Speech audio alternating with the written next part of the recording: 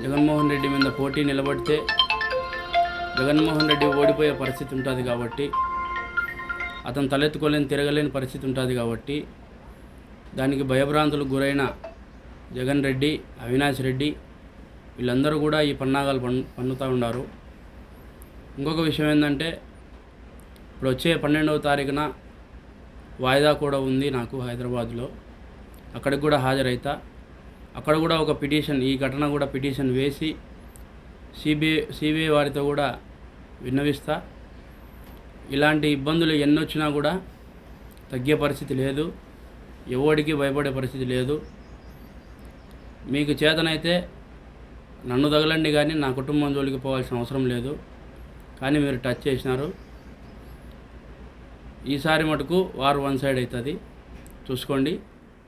మీ భయభ్రాంతులకు అయ్యే పరిస్థితి అయితే మాకు అసలు, మీరు ఏ విధంగా చేస్తూ ఉన్నారో మేము కూడా ఆ విధంగా చేయాలనుకుంటే,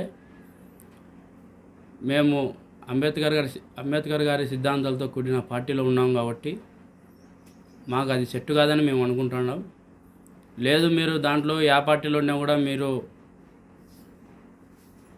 ఫ్యాక్షన్గానే మీరు చూసుకుందామంటే రెడీ, దానికి కూడా ఏ దానికైనా సిద్ధపడతాం మేము కూడా. ఈ మీడియా ముఖం ద్వారా, ఈ మీడియా ఇక మీదటి నుంచి నా జోలికి కానీ నా కుటుంబం జోలికి కానీ వస్తే ఎవరిని వదిలే పరిస్థితి ఉండదు, ఎంత దూరమైనా పోయే పరిస్థితి ఉంటుంది. ఇదొక్కటి, ఇవన్నీ కూడా మీరు తలకాయలు పెట్టుకొని మసులుకోవాల్సిందిగా కోరుతాండా. దీని మీద కూడా కేసు పెట్టి మా నాన్నగారిని ఎవరైతే అటాక్ చేసినారో వాళ్ళని కూడా చట్టపరమైన చర్యలు తీసుకోమని ఎస్పీ గారిని కూడా కలుస్తా.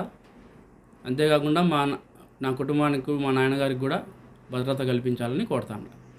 అటాక్ చేసిన వారిని కూడా నేను గుర్తిస్తాను, ఎందుకంటే వాళ్ళు మాట్లాడేటప్పుడు వాళ్ళ ముఖంతికి కూడా నేను చూసినాను.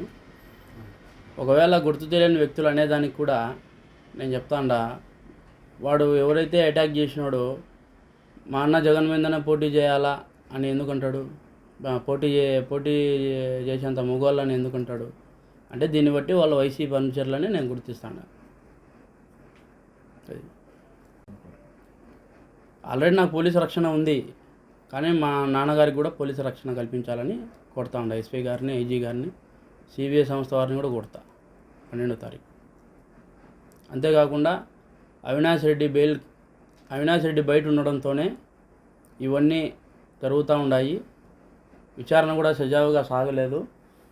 అంతేకాకుండా అవినాష్ రెడ్డి గారి బెయిల్ క్యాన్సిల్ చేయాల్సిందిగా, అంటే క్యాన్సిల్ కావాలా, ఎందుకంటే నేను ఎందుకు చెప్తున్నానంటే ఆ విషయం కూడా ఆయన బయట ఉండబడితే అనర్థాలన్నీ కూడా జరుగుతూ ఉన్నాయి. ఈ విధంగా మమ్మల్ని భయభ్రాంతులకు గురి చేసే పరిస్థితి కూడా ఏర్పడుతుంది. అందుకు ఆయన బెయిల్ క్యాన్సిల్ అయ్యేదానికి కూడా మేము సుప్రీంకోర్టుకు కూడా ఆశ్రయిస్తాము. మాకు జరిగిన అన్యాయాన్ని, మాకు జరిగిన మా మీద చేసిన దాడులను, నన్ను ఏ విధంగా అయితే నన్ను జైలు పాలు చేసినారు, ఏ విధంగా అయితే అక్రమంగా జైల్లో కొనాలని కూడా ప్రయత్నాలు జరిగినాయో దానిలన్నిటికీ కూడా సుప్రీంకోర్టుకు వివరిస్తాము. గౌరవనీయ న్యాయస్థానం కూడా మేము వెళ్ళి ఆశ్రయిస్తాము. అంతేకాకుండా ఈ సందర్భం వచ్చింది కాబట్టి ఇంకో విషయం ఏంటంటే, నన్ను అక్రమంగా అరెస్టులు చేయాలా అని చెప్పి ఒక పన్నాగం పన్నుతూ ఉన్నారు. ఇంకోటి ఏంటంటే, ఇంతకుముందు జరిగిన ఒక పులివెందుల కేసులో ఒక అబ్బాయి నా దగ్గరికి వచ్చి చెప్పడం జరిగింది. ఆ వీడియో కూడా మీకు నేను ఫార్వర్డ్ చేస్తా, అది కూడా ప్రెస్లో రావాల్సింది కోరుతున్నా. వైఎస్ మనోహర్ రెడ్డి, ఎవరైతే మా ఏరియాకి సంబంధించిన కౌన్సిలర్ రాజశేఖర రెడ్డి అనేవాడు ₹1,00,000 డబ్బులు ఇచ్చి నేనేదో పిల్లోని కొట్టినట్టుగా, వాళ్ళు కేసు పెట్టినట్టుగా ఆ పొద్దు గవర్నమెంట్ హాస్పిటల్లో హల్చల్ చేయడం జరిగింది.